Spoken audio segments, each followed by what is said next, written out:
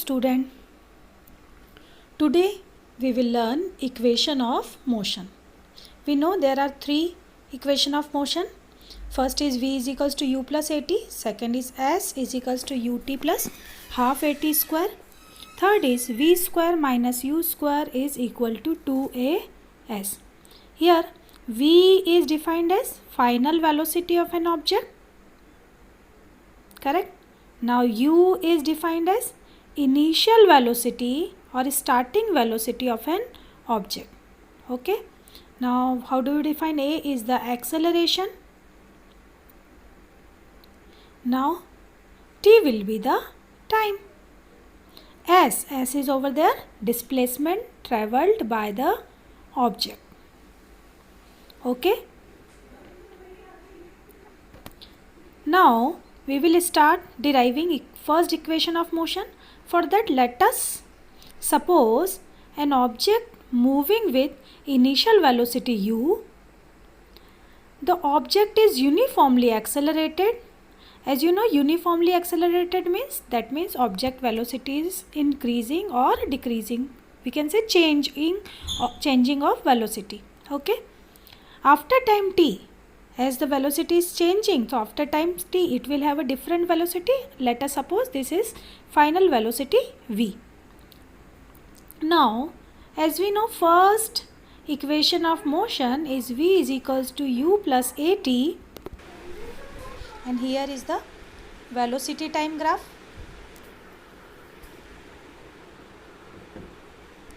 Now as we say, object is a initial velocity. So on velocity axis, this is the initial velocity u. Okay. Now as it is accelerated, so graph will move like that, and in t time there will be line, and this is the point we will get our final velocity. Okay. So this will become the final velocity on the velocity axis. Now student, in the first equation you can observe v is there, u is there, t is there. On the velocity time graph we can find these three variables v, u and t. But where is a? Now for finding acceleration we need to find the slope of the graph. Student, slope at any point on velocity axis will gives us acceleration of the object at that point. Correct?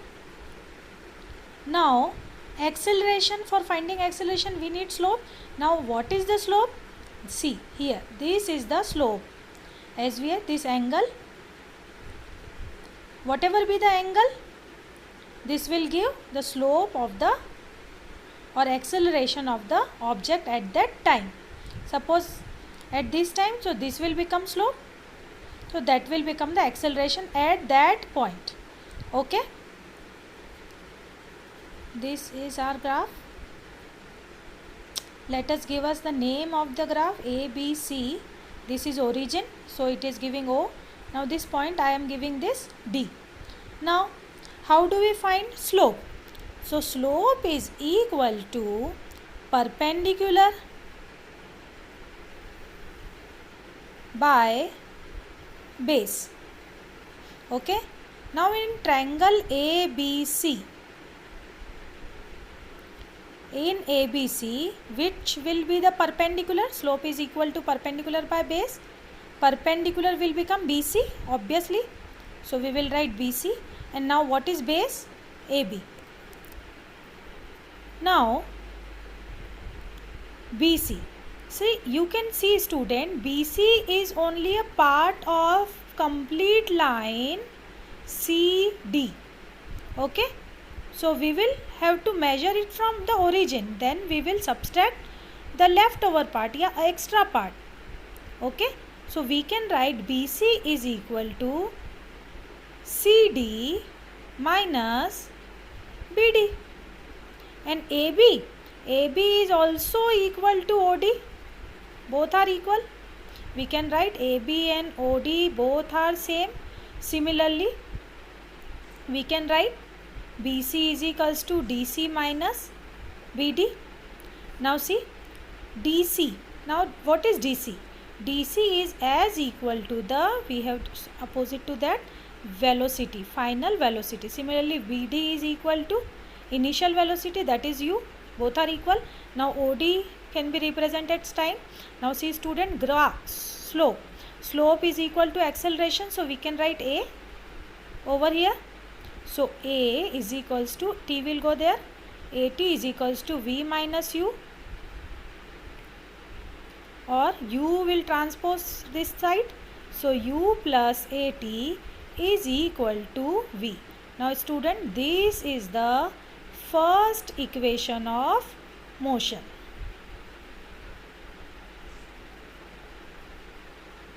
Second equation of motion. Let us suppose an object, the condition will be same. Now see this equation, V square minus U square is equals to 2AS. Now here the S is the new variable. Okay. For where we find S? As we find area of graph will be equal to displacement traveled by the object. S is defined by the S. Now how do we find the displacement or area? So we can see over the graph, see over here, this is the graph.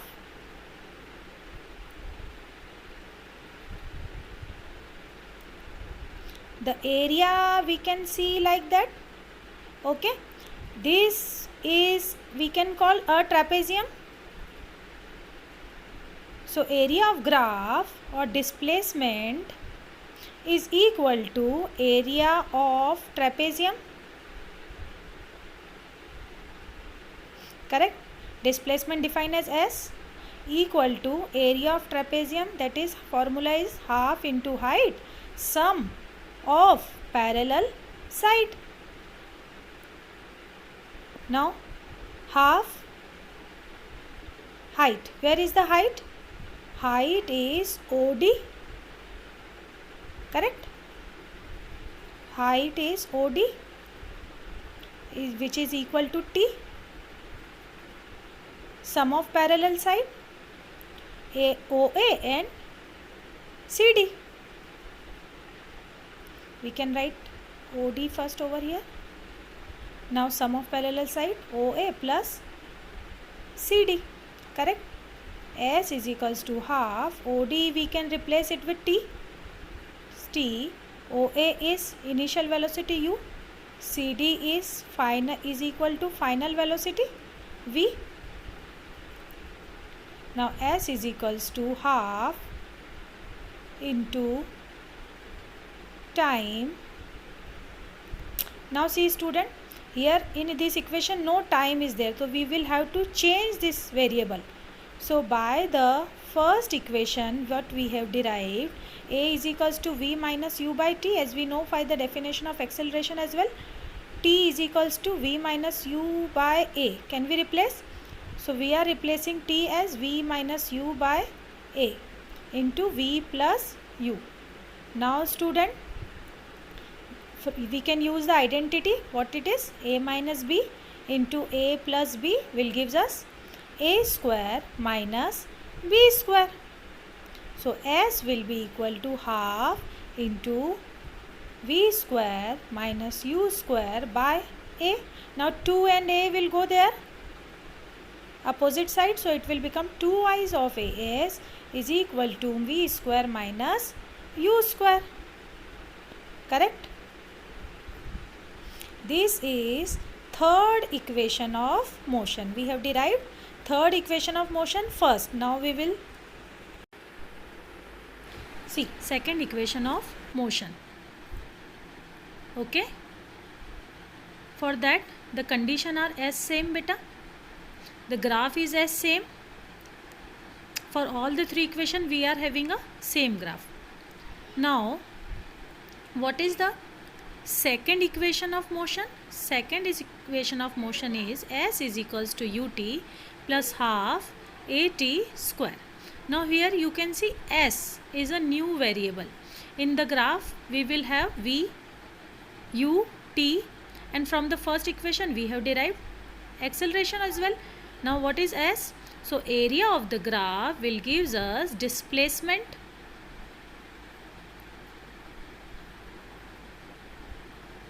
traveled by the object.